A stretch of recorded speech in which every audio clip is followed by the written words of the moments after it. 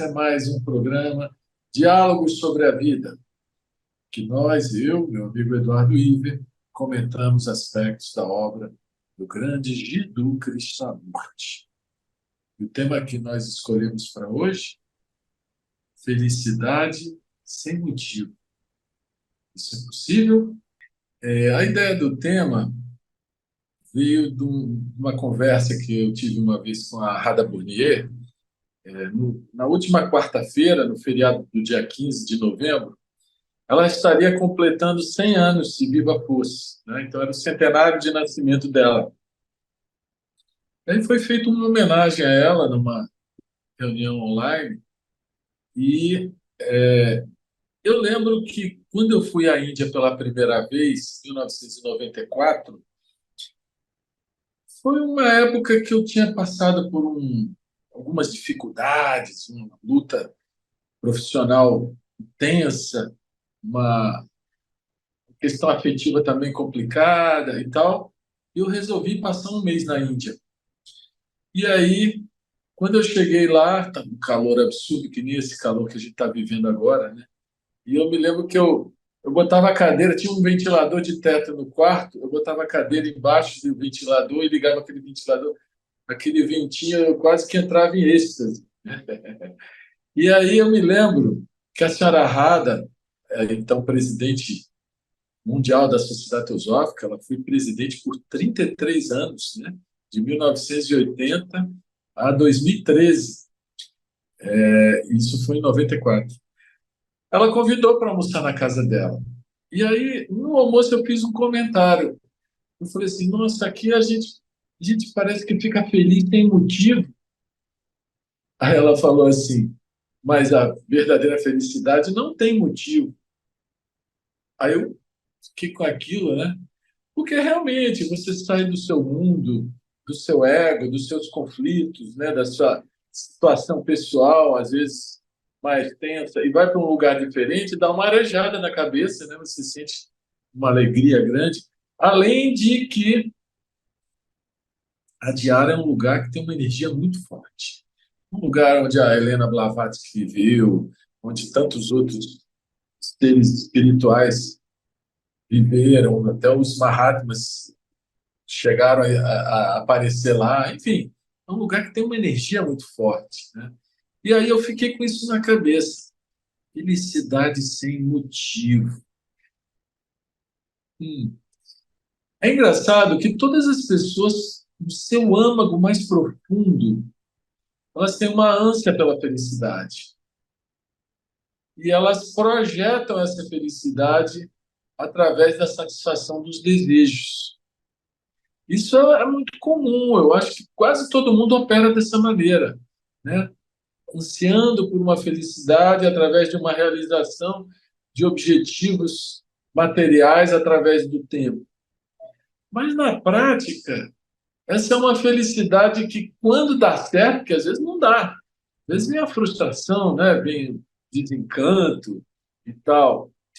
Quando dá certo, ela é efêmera, porque a pessoa continua incompleta. Então, o que a gente vai tentar explorar hoje, né, Edu, é que é realmente a felicidade. Se ela depende de algum motivo, ela será felicidade? É engraçado que, quando a gente vê alguém feliz assim, né? Fulano, por que que você está feliz? Né? Aí ele tá lá na cama. Por que que você está feliz? Tem que ter um motivo para a pessoa estar feliz, né? Esse é o nosso condicionamento. Você vai estar feliz sem motivo? Não. Enfim, aí eu acho que a gente tem que explorar isso bem hoje, né, para realmente poder entender mais profundamente essa questão tão importante para todos os seres humanos, tão importante, porque eu até ouvi outro dia uma palestra que foi falado que, se não houvesse essa ânsia pela felicidade, o homem não se desenvolveria, não haveria desenvolvimento nem material nem espiritual, né? Mas é um tema para a gente tentar se aprofundar, né, Edu? O que que você acha? Essa é uma questão que envolve até a questão assim, do significado das palavras. Assim como amor, assim como paixão, felicidade é uma palavra muito carregada e pessoas diferentes têm concepções e percepções diferentes sobre o que é felicidade. Você mesmo comentou que muita gente acha que felicidade é conseguir o que você quer, né? Esse é o conceito mais raso, vamos dizer assim, de felicidade. Você Você quer um carro novo, aí você faz, espreme e tal, consegue comprar o carro novo, você, agora eu estou feliz. Mas será que a pessoa está feliz mesmo? Ou ela ficou alegre, ela teve um momento de felicidade que depois desapareceu, né? A maioria dessas percepções que nós temos, que são chamadas de felicidade, são momentos em que você tem uma satisfação momentânea derivada de alguma coisa que você conseguiu, seja um bem material, né, uma casa nova, pode ser um emprego novo, pode ser ter conseguido passar num exame, ter conseguido conquistar, né, uma pessoa que você estava buscando. São tantos quereres, né, que supostamente trariam essa felicidade que às vezes ela se torna uma coisa muito banal para muita gente, né? Então, como você colocou, nós temos que investigar mais fundo e verificar o que vem a ser essa felicidade, especialmente essa felicidade que o Krishnamurti, que a Radha menciona como sendo algo sem motivo, né? O Krishnamurti mesmo ele usa a felicidade, a palavra felicidade, em sentidos diferentes. Às vezes ele coloca felicidade como sendo fruto de alguma coisa que você conquistou e aquilo que é permanente, aquilo que está além do tempo, além da mente, ele chama de bem-aventurança, de bliss, em inglês, né? E às vezes ele fala em felicidade também. Então, nós não podemos nos apegar à palavra, mas temos que entender será que existe um estado de êxtase, uma satisfação tão profunda que não dependa de nenhum fator externo? Essa talvez seja a grande questão que a gente tem que investigar. Se existe a possibilidade de, mesmo que não tenha nenhuma recompensa que você conseguiu obter, nenhum prêmio, nenhuma conquista, você está num estado de alegria sem motivo. Isso eu acho que é algo que, eu não sei, eu já senti isso na minha vida algumas vezes. Eu até gostaria de saber se mais pessoas também tiveram essa percepção. De repente, vem um sentimento de felicidade, uma alegria, estado até assim de êxtase, bem-aventurança, quando não existe nenhum motivo, você não provocou aquele estado, não é? Então, essa talvez seja a grande questão que a gente tem que investigar. O que produz essa, essa condição de êxtase, de uma satisfação profunda, que, segundo o Krishnamurti, seria até atemporal? Você pode ir atrás da felicidade. Essa é outra questão que o Krishnamurti coloca, né? Será que é possível você perseguir a felicidade? Então, nós podemos ir trabalhando nesse questionamento. É isso, Edu. E realmente o tema reclama um aprofundamento. Como você falou, eu também já vivi, de vez em quando eu vivo, momentos de uma alegria sem motivo, que não está associada a nada. De vez em quando vem, né? O que eu não sei te dizer é se é possível isso de forma permanente. Talvez seja, né? Até mesmo hoje eu estava vendo um videozinho do Krishnamurti, um desses coisas picadas que colocam na internet, em que alguém pergunta sobre o Buda para ele, e ele fala assim: eu não penso no Buda, que onde entra o pensamento existe a comparação e o amor se esvai, né? Que o amor vem quando o pensamento está ausente. Isso ele falando sobre o Buda, né? Então, no fundo, o que gera o desejo é o pensamento. O pensamento projeta uma coisa e vem aquele movimento emocional de se movimentar em direção à coisa desejada, né? E muitas vezes as pessoas associam isso à busca da felicidade. O que eu tenho reparado, assim, observando em mim mesmo, é que quando há o movimento do desejo, essa felicidade sem motivo, ela sai, ela não chega, ela não vem, não vem. Quando há um esquecimento em relação aos desejos, aqui e acolá vem uma alegria súbita que você não sabe por quê. Uma alegria, um estado assim que você não sabe por quê, né? E é um negócio que não dá para reter, porque se você quiser, não, eu quero eternizar isso aqui, já perdeu, né? Para manter isso aí, você tem que ficar atento ao pensamento, né? Deixar a mente vazia, vazia, vazia, aí aquele estado fica, né? Como se fosse uma cachoeira jorrando internamente. Mas quando o pensamento entra com alguma ideia, com algum desejo, com alguma explicação, com alguma coisa, aquela coisa que tem uma alegria muito forte, um sentido de beleza, de sagrado, uma coisa muito gostosa, muito íntima, muito profunda, ela some, né? Então, eu acho que eu não consigo ser sem desejos. Acho até que, se eu quisesse, teria um desejo a mais, né, que geraria conflito. Mas o que eu tenho tentado experimentar é suavizar os desejos, relativizar os desejos. Tipo assim, pode ser, pode não ser. Lá no íntimo você quer, mas pode não ser, né?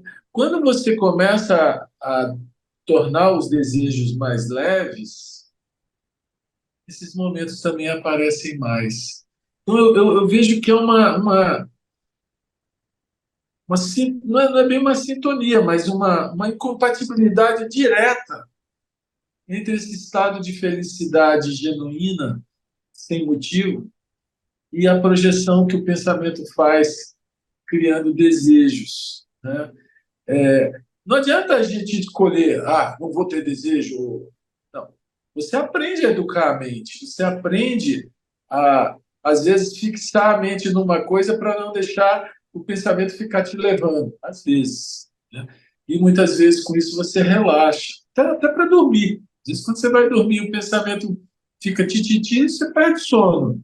Vai se dizer, não, não, fica paradinho aí, fica numa coisa só parado, aí o sono volta. Enfim, a gente precisa entender esses mecanismos mentais que geram desejo, que nos afastam da nossa verdadeira natureza, que é sabedoria, que é amor, que é paz, né? O desejo acaba sendo empecilho, ainda que ele possa ser mal visto, e algumas escrituras religiosas condenam muito fortemente o desejo, ele é um fato na nossa vida. Então a gente tem que aprender a lidar e aprender a compreender a natureza dele, que tem a ver com a natureza da nossa mente, a natureza emocional e como isso tudo opera na nossa consciência, né, Edu? Você falou uma coisa muito interessante que o Krishnamurti comenta também, de que tem momentos que nós estamos contentes, né? Coisa muitas vezes com motivo, né? Uma coisa que você queria aconteceu, aí você fica contente, né? Pode ser até uma coisa genuína, né?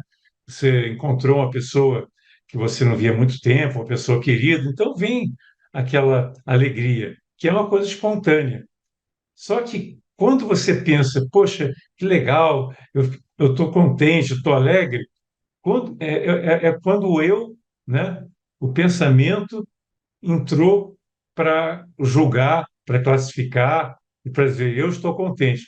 Quando você entra nesse estado do pensamento, começar a analisar e identificar o que aconteceu com você, aí essa felicidade, essa satisfação não existe mais.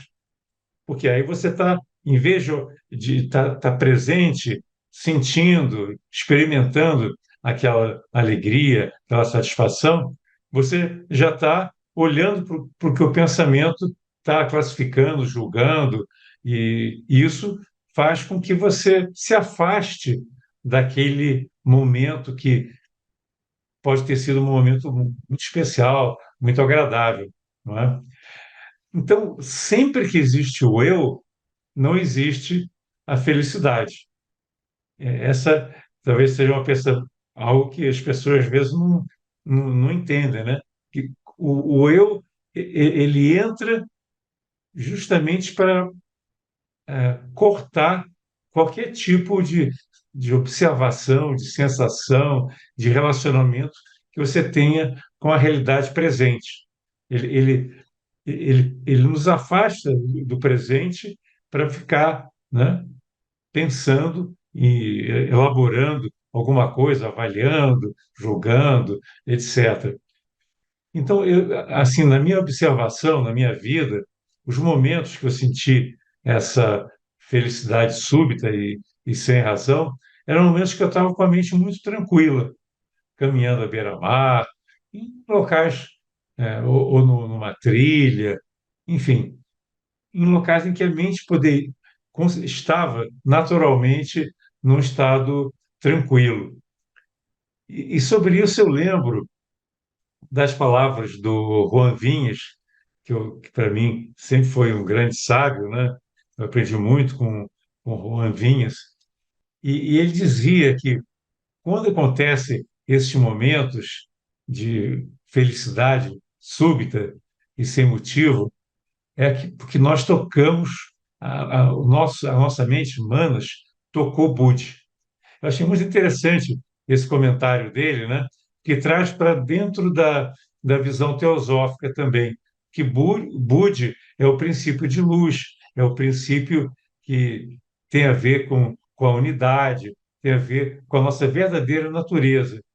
Então, é como se nós estivéssemos esquecendo a natureza pequena, limitada, autocentrada, sofredora, e por um breve momento nós tenhamos tocado Budi e sentido, né, essa bem-aventurança, que isso é muito interessante na Índia. Eles falam que a bem-aventurança é uma característica do ser. Eles têm aquela tríade, né, na Índia, que é muito estudada, né? Você tem Sat, Chit e Ananda, né? A existência, a consciência e a bem-aventurança. Então, onde existe existência e consciência, a natureza naturalmente leva à bem-aventurança. Então, é como se nós tivéssemos perdido o estado de bem-aventurança por estarmos imersos nesse mundo do pensamento, esse mundo que está sempre analisando, separando e buscando alguma coisa. Quando você cessa a busca e que a mente entra naquele estado de quietude, aí pode acontecer essa reconexão com aquilo que é mais essencial, mais profundo, né? Com nossos princípios internos, que, que geram uma satisfação. É como se estivesse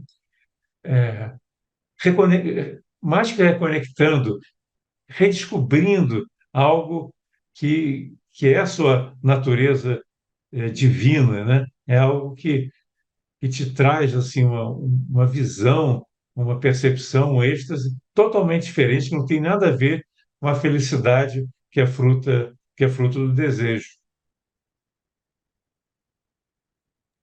Pois é, Edu.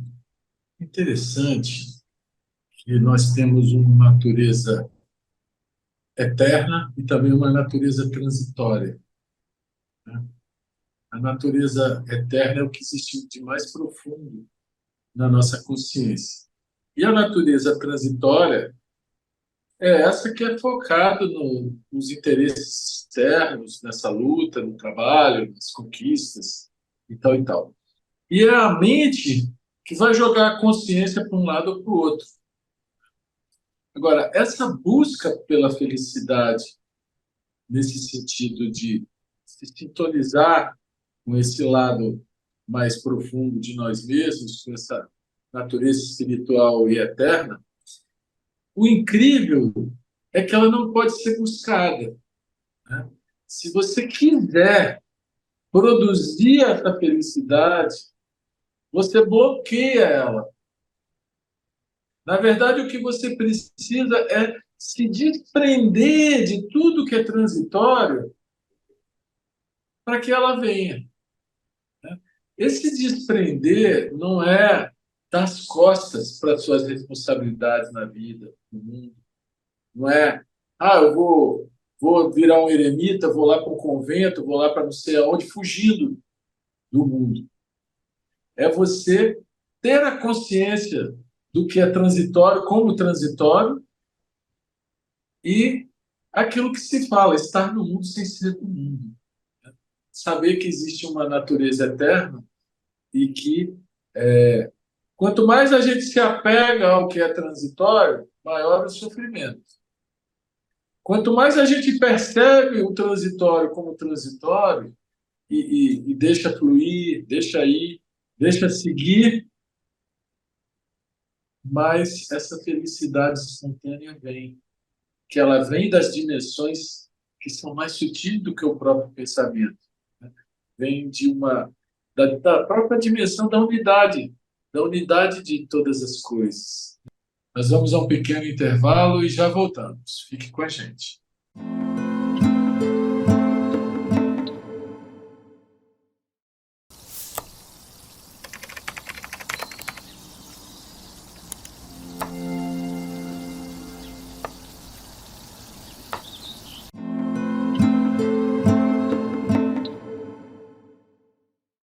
Estamos de volta para o nosso programa Diálogo sobre a Vida, que eu, Marcos Rezende, comentamos temas relacionados com os ensinamentos de Jiddu Krishnamurti. E o tema escolhido para hoje foi Felicidade sem motivo. Então, é muito importante perceber a diferença entre essa felicidade do desejo, que a gente chamaria de satisfação ou de frustração, porque o desejo nem sempre é realizado e é uma coisa efêmera, né?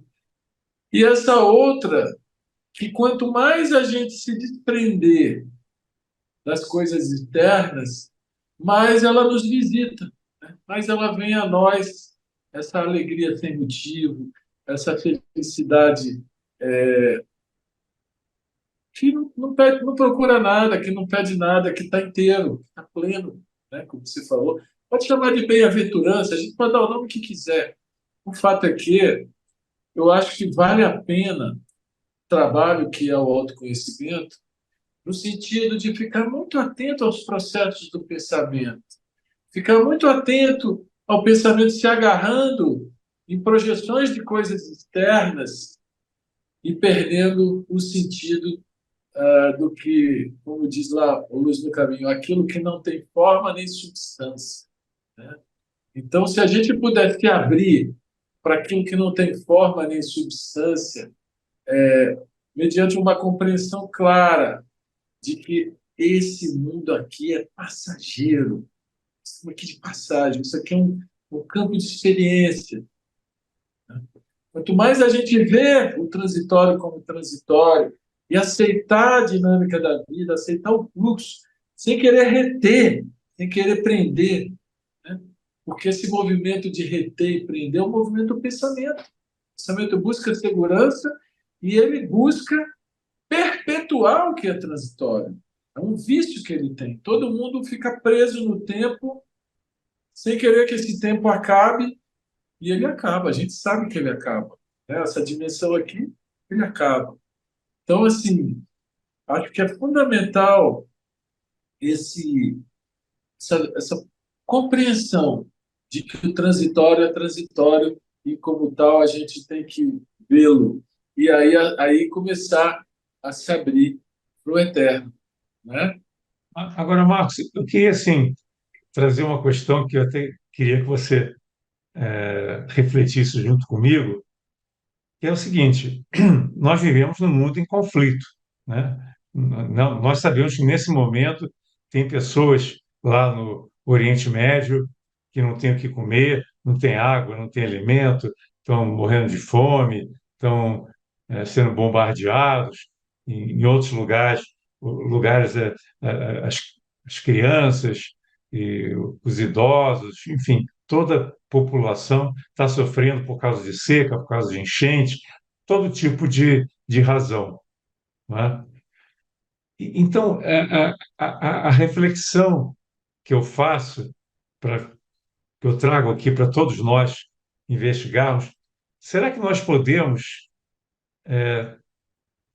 ter uma felicidade quando existe tanto sofrimento no mundo?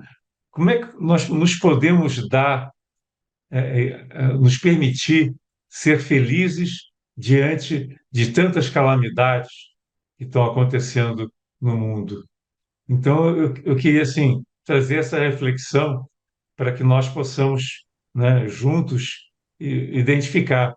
Às vezes eu estou satisfeito, estou feliz, mas aí eu lembro, poxa, mas tem tanta gente no mundo sofrendo e eu faço parte desse mundo, né? Então existe, de certa forma, uma, um paradoxo, né? Como é que você pode se- ter uma felicidade quando tem tanta gente numa condição extremamente precária, tem gente sofrendo barbaridades aí no mundo, né? Vamos lá, Edu. Isso é muito importante, essa sua colocação. Por que que existe tanta barbaridade no mundo?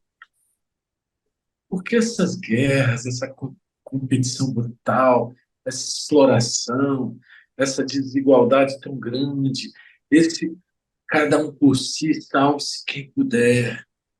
Por quê? Porque a mente humana é intoxicada de egoísmo. Ela é totalmente bloqueada, em linhas gerais, às energias mais sutis do que o próprio pensamento.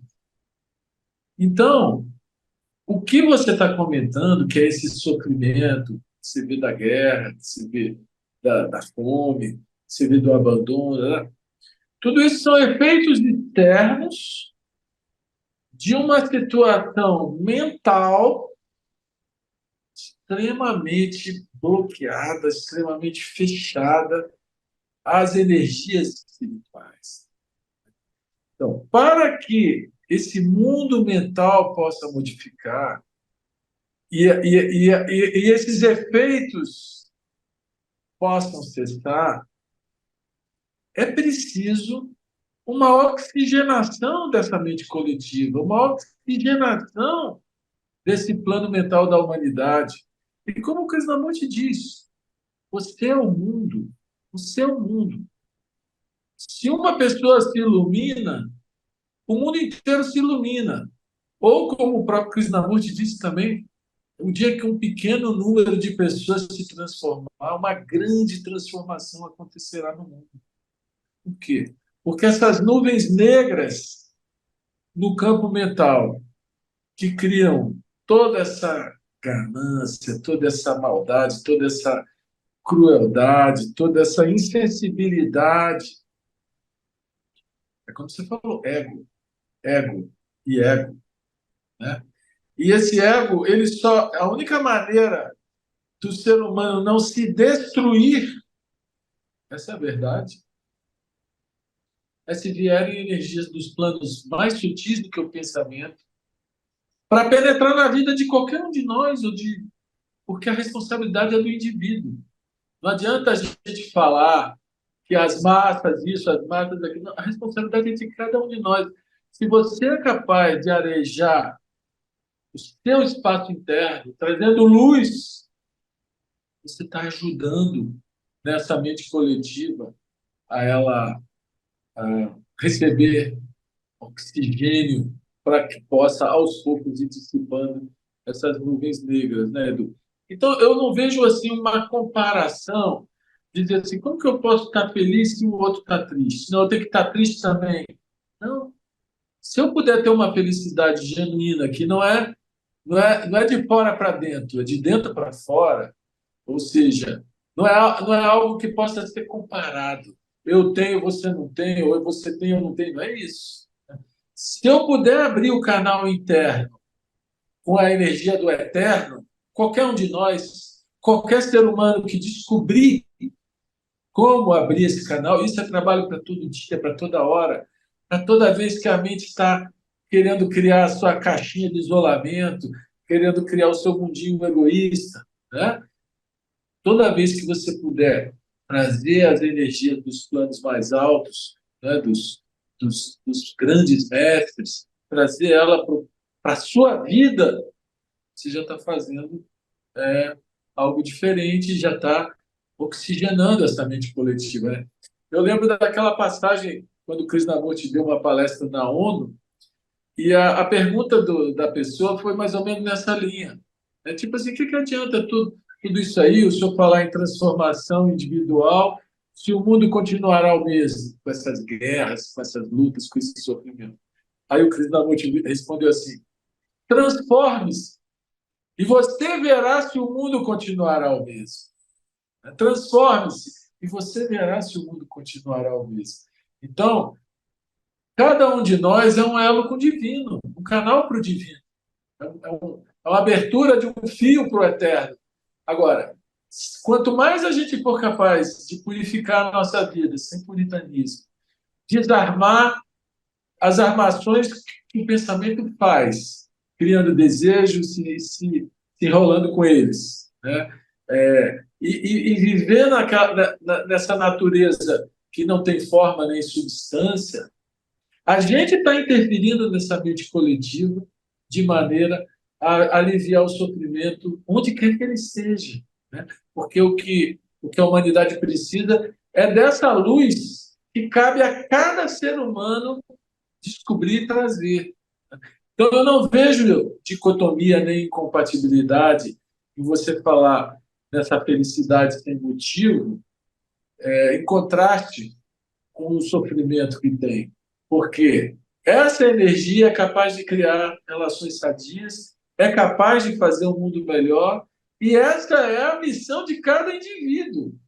Se cada indivíduo se conscientizar disso, rapidamente esses defeitos desastrosos, danosos, se revertem, porque todos eles decorrem dessa mentalidade egocêntrica que domina a humanidade. O que você acha, Edu?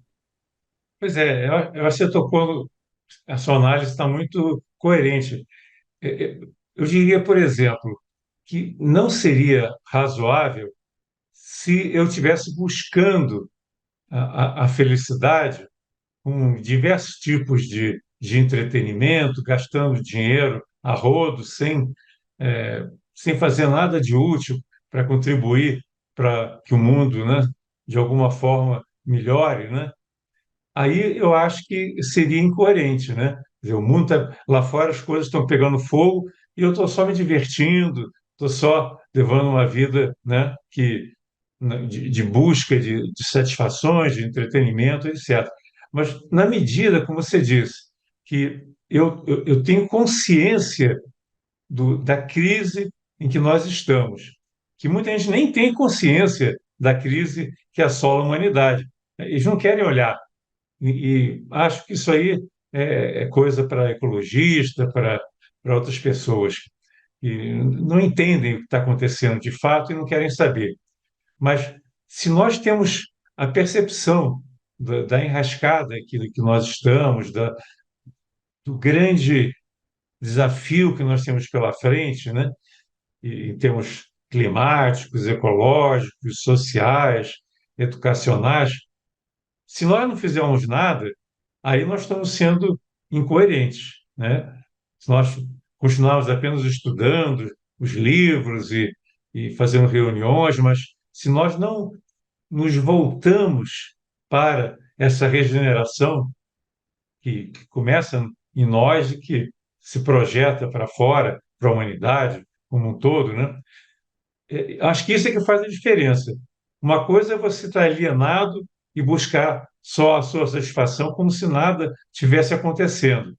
E, com aquele sentido de separatividade. Eu estou apenas levando a minha vida, cada um leva a sua. Não.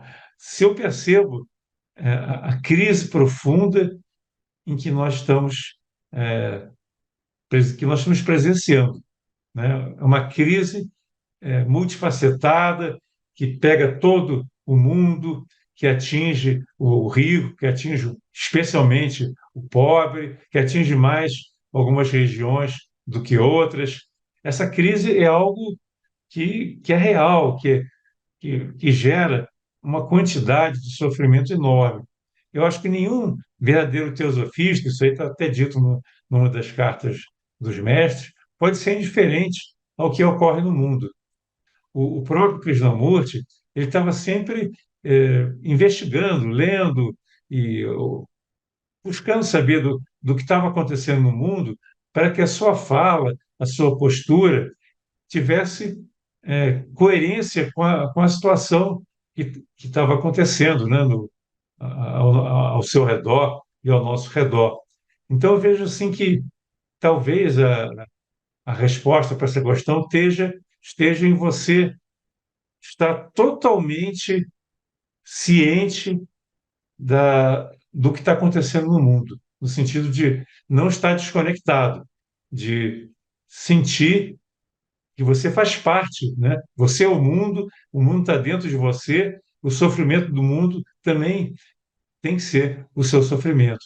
E não buscar, através de todo tipo de fuga, né, uma satisfação para esquecer desses problemas. Pelo contrário, pelo fato de você estar ciente, você vai agir para minimizar ou até mesmo resolver o que está ao seu alcance. Essa acho que deve ser a atitude do teosofista, do buscador da verdade, né? É de realmente estar presente e verificar o que está ao meu alcance, o que é a minha missão, o que eu posso fazer dentro dessa conjuntura tão difícil, dessa crise tão terrível que nós estamos passando. Nós não podemos ficar desconectados disso tudo, levando a mesma vida que nós sempre levamos numa boa, né? Edu, a crise é espiritual. Tudo isso que você está chamando de crise externa, que é ecológica, que é econômica, que é desigualdade, que é sofrimento, tudo isso é efeito de uma consciência coletiva focada no egoísmo, né? E o que você está dizendo, que eu concordo, parte, que a gente tem que estar ativo a favor do bem, né? Tem que estar fazendo alguma coisa. Agora, tem muitas maneiras de servir a humanidade, infinitas maneiras. A própria proposta da Sociedade Teosófica, quando você vai ver lá a missão da Sociedade Teosófica, servir a humanidade através do cultivo de uma sempre mais aprofundada compreensão e realização da sabedoria temporal, da autotransformação espiritual e da unidade de toda a vida. Então, o trabalho interno e o externo, eles são um movimento só, não há essa separação. Eu já ouvi pessoas dizerem que quem se interessa muito por autoconhecimento está olhando para o próprio umbigo. Não é verdade. E pessoas que se jogam, às vezes, em campanhas, em movimentos externos, né? Às vezes não consegue trabalhar dentro dela algumas coisas que estão impedindo que a energia espiritual flua através dela de uma forma mais ampla e mais completa, né? Então, eu vejo assim, eu acho que você não precisa necessariamente ser um ativista para estar servindo à humanidade. Mas também, se você quiser viver aquela paz do não me incomode, né, do meu mundinho isolado, sem nenhuma coisa que não seja para você, aí realmente você não vai estar servindo a humanidade. Então, existem muitas linhas de trabalho, muitas maneiras de ajudar o próximo. Acho que o que a gente tenta fazer aqui, eu e você, isso aqui não é um diletantismo intelectual. A gente está fazendo um esforço tremendo de acender a nossa própria luz e, de alguma maneira, que essa luz possa ajudar a quem quiser acender a sua própria luz. Porque ninguém pode acender a luz dos outros. Só a própria pessoa pode acender a luz, né? E quanto mais pessoas acenderem a sua própria luz, mais o mundo se transformará de dentro para fora. Então, eu concordo com você que os efeitos da crise são catastróficos, mas a causa da crise está na consciência humana. E o trabalho que a gente fizer pela transformação da consciência humana, não no sentido de transformar os outros, doutrinar os outros, moldar os outros, né? Pregar para os outros, não. Aprender junto, acender junto a luz da consciência e da sabedoria, né? Então, assim, eu não me pego muito, eu fico muito à vontade nessa parte, né? Tem gente que precisa estar fazendo alguma coisa para dizer, não, eu estou ativo e tal e tal. Eu prefiro que seja espontâneo. Eu sei que uma parte da minha vida é bastante egoísta, em alguma outra área eu me dou mais, eu faço alguma coisa sem esperar nada em troca, que não seja por vaidade, por dinheiro, por busca de importância pessoal, seja lá o que for, né? Então, eu procuro que isso venha com naturalidade para que, sei lá, para que eu possa cumprir melhor o meu próprio Dharma, que é diferente de uma pessoa para outra, entendeu? Mas eu concordo com você que quem realmente está a serviço do mundo, no sentido mais amplo possível, esse aí está na direção certa. E aquele que está buscando a felicidade só para o seu deleite, está na direção errada. Eu acho que é bem nessa linha que você está colocando. Eu acho que o importante é não ser indiferente, não ser alienado, né? É você saber qual é a sua contribuição para o mundo, que é uma coisa que vem muito intuitivamente para você se você tiver com essa abertura mental. Você perguntar como é que eu posso servir melhor em função das minhas habilidades, né, dos meus saberes, da minha condição de vida e descobrir o que a vida espera que você faça. Eu acho que o que cada um de nós tem que questionar é se você está, de fato, realizando aquilo que é o seu Dharma, no sentido de servir a humanidade, como você falou. Porque se nós estivermos desatentos, estivermos apenas preocupados com a nossa satisfação pessoal e os nossos desejos, nós esquecemos de fazer aquilo que precisa ser feito, né? Então, eu queria só finalizar essa primeira fase da nossa conversa com esse questionamento. Será que nós estamos realmente despertos? Estamos totalmente mergulhados e cientes do que está acontecendo no mundo e também conectados com o divino para que nós possamos ser instruídos de o que se espera de nós em termos de comunidade, em termos de realizações, em termos de trabalho de todo tipo, seja trabalho espiritual, trabalho material, porque as duas coisas se complementam, na verdade. Chegamos ao final do nosso programa e estão todos convidados para estarem conosco nas futuras edições desse programa e para terem acesso a gravações antigas, vocês podem entrar no canal Supreme da União Planetária, onde ele se apresenta com o nome Diálogo sobre a Vida, ou no canal da Sociedade Teosófica, que é cronológico. Aí você tem que ver pela data. Então, uma boa noite para todos. Namastê.